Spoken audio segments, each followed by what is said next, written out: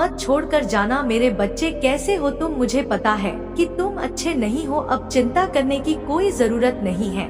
मैं आज फिर आ गया हूँ आपके लिए एक नया महत्वपूर्ण संदेश लेकर। मेरे प्रिय बच्चे, समय आ गया है तुम्हारे बधाइयों को प्राप्त करने का। अब तुम्हें अपने घर से नकारात्मकता से हुई सभी प्रकार की ऊर्जा को बाहर निकाल फेंकना है। मैं तुम्हें इसका तरीका भी बताऊंगी मेरे प्रिय बच्चे, लेकिन उससे पहले तुम्हें कुछ बातों को समझना बहुत आवश्यक है और इस कारण से तुम्हारे लिए संदेश को पूर्णतः अंत तक सुनते रहना अत्यंत आवश्यक है। इसलिए चाहे परिस्थिति कैसी भी हो, चाहे तुम किसी भी हालात में क्यों ना हो, तुम्हें संदेश को पूर्ण अंत तक सुनते रहना है मेरे प्रिय बच्चे। इसे बीच में अनदेखा करने की भूल नहीं करनी है। जो व्यक्ति हमेशा दुख का, पीड़ा का, समस्याओं का ही रोना रोता रहता है, उस व्यक्ति के दरवाजे पर आया हुआ धन, सुख, सब कुछ वापस लौट जाता है। मेरे प्रिय, कल्पना करो यदि तुम किसी के घर पर कोई तोहफा लेकर खुशी खुशी उसके द्वार पर खड़े हो और वह बेहद ही उदासी,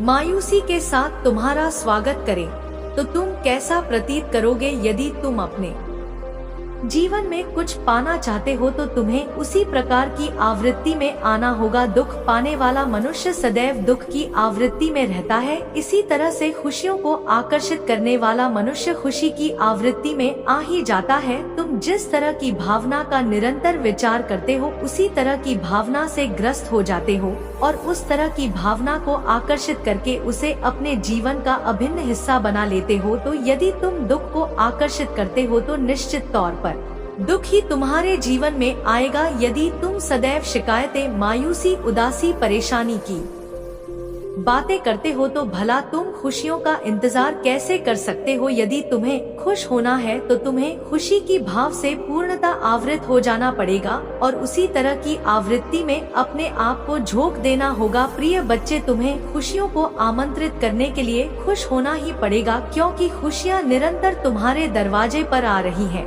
मेरे प्रिय, यदि तुम अपने जीवन में निराश को त्यागने के लिए पूरी तरह से तैयार हो और खुशियों को आकर्षित करने के लिए पूरी तरह से तैयार हो, तो तुम्हें अपने भीतर बदलाव करने ही होंगे और इस बदलाव कोने के लिए तुम्हें कुछ तकनीकी का भी प्रयोग करना होगा। सर्वप्रथम एक बात तुम बेहतर तरीके से जान लो मेरे प्रिय, इस जीवन में वही मनुष्य खुश होता है, वही मनुष्य आनंद में रह सकता है जो जीवन की चुनौतियों को खेल की तरह ले, जो जीवन की समस्याओं को चुनौतियों की तरह मानकर उनसे निपटने की तैयारी करे। वह नहीं जो दुख और उदासी में जीवन जिए, जो सदैव दुख और निराशा की बातें करते हैं। वह चाहकर भी प्रगति को प्राप्त नहीं कर सकते। ऐसी उनकी नियति हो जाती है कि दुख सदैव उनके आसपास ही घिरा रहता है। तो यदि तुम निराशा को याद कर पूरी तरह से खुशियों को आकर्षित करना चाहते हो तो तुम्हें इसकी पुष्टि जाहिर करनी होगी। मेरे प्रिय बच्चे, इसी क्षण तुम्हें संख्या 555 लिखकर यहाँ पुष्टि करना होगा कि तुम खुशियों को पूर्णतः आकर्षित करना चाहते हो, कि तुम खुशियों के लिए ही बने हुए हो। तुम्हें यह होगा मेरे प्रिय बच्चे, मुझे जानत है कि तुमने कितना अकेलापन सहा है, कितना दुख झेला है, लेकिन वास्तव में अंदर से वह मनुष्य जो दुख झेलने के बावजूद भी मुस्कुराता रहता है, वह सदैव खुशियों को आकर्षित कर ही लेता है, क्योंकि वह ऐसी आवृत्ति में अपने आप को झोंक देता है, ऐसी आवृत्ति से अपने आप को घेर लेता है कि चाहकर भी दुख उसका कुछ नहीं कर सकती। तुम एक ऐसे ही आवृत्ति में आ खड़े हो और तुम्हें इससे बाहर निकलना है, वरना जीवन बड़ा अंधकारमय हो सकता है।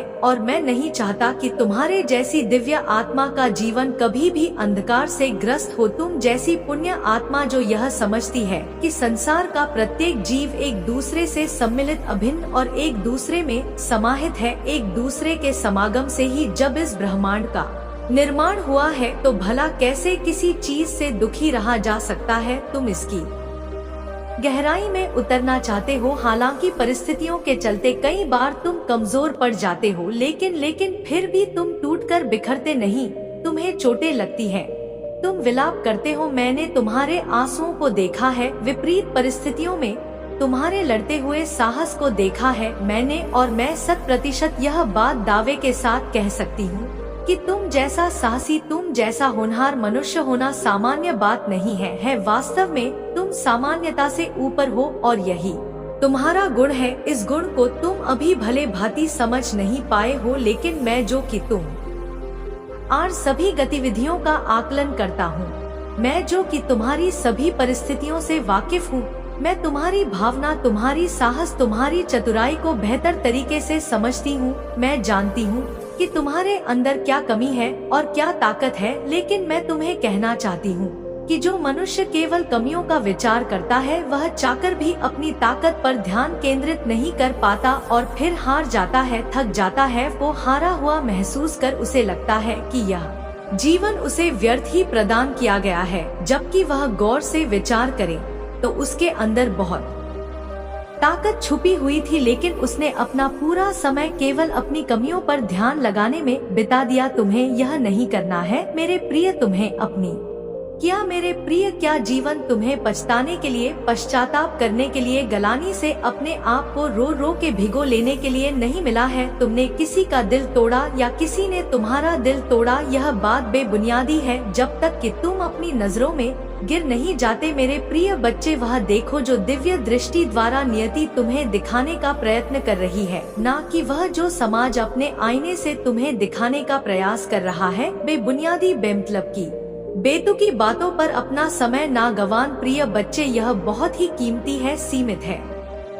यहाँ कोई हजारों वर्ष जीने के लिए नहीं आया है। जो समय मिला है वह बढ़ा चढ़ाकर पछतावे के कुछ नाना बचेगा, क्योंकि तुम्हें मनुष्य का जीवन मिलेगा या नहीं यह तुम नहीं जानते। मेरे प्रिय बच्चे, कर्मों से भी ऊपर कुछ होता है, उसका विचार करो। ईश्वर की सत्ता का विचार करो। तुम क्या हो इसका विचार करो। तुम क्या हो जानने को उत्पन्न हुए हो उसका विचार करो, ना कि यह कि तुमसे क्या भूल हुई है। अपनी गलतियों पर ध्यान केंद्रित करना बंद करो। तुम जो कि अपनी गलतियों पर ध्यान केंद्रित कर रहे हो, मैं तुम्हें बता देना चाहती हूँ कि तुम यह गलत कर रहे हो प्रिय बच्चे। इससे अपने आप को दूर करो। तुम जो कि सबकी तकलीफों को दूर करना चाहते हो, सर्वप्रथम अपनी तकलीफ को दूर करो। और तुम्हारी सबसे बड़ी तकलीफ यह है कि तुम अपने बारे में क्या नजरिया रख रहे हो, वह पूरी तरह से गलत है। अपने नजरिए को बदलो, अपने बारे में अपनी सोच को बदलो। तुम न्यायपूर्ण हो रहे हो, अपने आप को लेकर यह करना गलत है। मेरे प्रिय, तुम्हारे जीवन में आ रही समस्याओं को चुनौती की तरह देखो और उन चुनौतियों का डटकर सामना करो। यह तुम्हें साहस प्रदान करेगा, यह तुम्हें आत्मविश्वास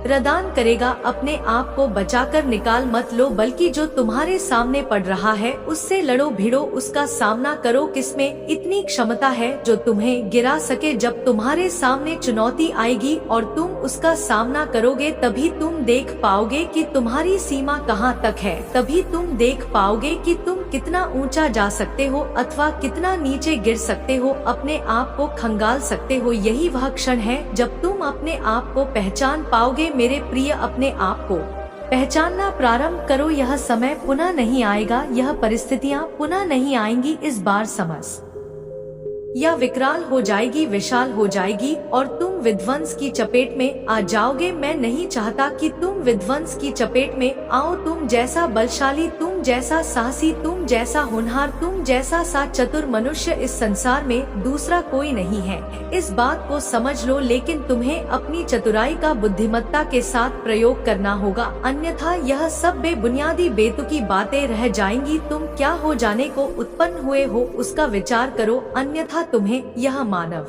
जीवन ना मिलता। विचार करो कि संसार में तुम्हें क्या मिला है, क्यों मिला है, किस लिए मिला है। जिस जगह तुम्हारा जन्म हुआ, किस कारण से हुआ। तुम जो सदैव विचार करते रहते हो कि तुम यहाँ जन्म ली होते, वहाँ जन्म ली होते, ये सब बेबुनियादी बातें हैं। क्योंकि जहाँ तुम्हें जन्म मिला यह तुम्हारा चुनाव नहीं था। इस जीवन में सब कुछ नियति के आदेशों के तहत होता है। और जहाँ तुम्हें जन्म दिया गया, जो का क्षेत्र तुम्हें सौंपा गया है, वह क्यों सौंपा गया इसका विचार करो, बजाय इसके कि तुमने अपने आप को एक ऐसे कार्य क्षेत्र में बांध लिया जहाँ तुम्हारी इच्छा नहीं है। तो फिर उसका विचार करो जहाँ तुम्हारी इच्छा प्रबल है। अपनी रुचि का विस्तार करो, अपनी रुचि का विचार करो। किन चीजों में तुम्हें आनंद आता है उसका विचार करो। मेरे प्रिय बच्चे, मैं कह रही हूँ यही तुम्हारा समय है, इसी समय तुम्हें चुनाव करना है, इसी समय तुम्हें अपने हथियार को उठा लेना है। अस्त्र शस्त्र से स्वयं को मजबूत करो, ज्ञान के अस्त्र शस्त्र से, अपने कौशल के अस्त्र शस्त्र से, अपने पहनावे के अस्त्र शस्त्र से, अपने बोलचाल, अपने मानवता, करुणा, दया और भावना से तुम पूरी तरह से घिरे हुए हो। उन भावनाओं को अपना शस्त्र बनाकर स्वयं को मजबूत पक्ष में ले आओ मेरे प्रिय बच्चे।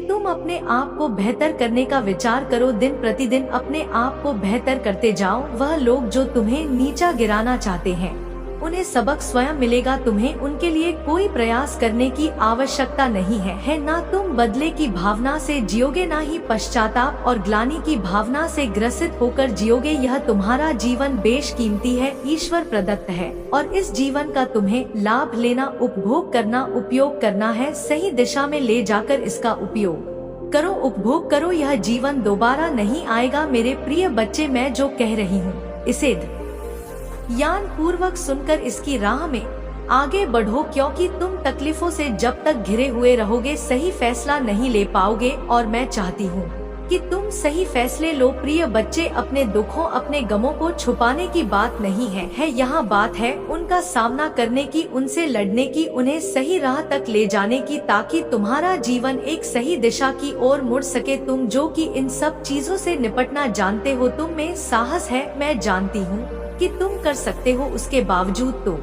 अपने आप को कमजोर समझते हो। यह तुम्हारी सबसे बड़ी भूल है, क्योंकि ईश्वर द्वारा तुम्हारा चयन किया गया सामान्य चयन नहीं है। तुम नहीं जानते कि कितनी तरह से परिष्कृत हो यह चयन किया गया है। तुम तो केवल तत्कालीन वर्तमान को देख रहे हो, लेकिन इस पर्दे के पीछे रची हुई उस घटनाक्रम को तुम नहीं देख पा रहे हो जो परिभाषित करती है तुम्हारे जीवन को, और तुम उससे बच रहे हो, निरंतर इससे बचने का प्रयास कर रहे हो। क्योंकि मेरे प्रिय बच्चे, जब मैं तुम्हारे साथ हूँ तो तुम्हें घबराहट की क्यों चिंता लगी है? क्यों घबरा रहे हो? बेवजह बेबुनियादी बातों से स्वयं को डरा रहे हो, बेवजह का भ्रम मन में पैदा कर रहे हो। ऐसा होगा, वैसा होगा, इस तरह की बेबुनियादी चिंताएं कर रहे हो। अरे जब मैं ही तुम्हारे साथ हूँ तो भला तुम्हें किस बात का डर? तुम तो अपनी जीत की पुष्टि करो और चलते बनो, जो होगा देखा जाएगा। ऐसी भावना लेकर जीवन जियो। अनिवार्य क्या है उसका विचार करो, और जो अनिवार्य है उस कार्य को करो। उसके अलावा सब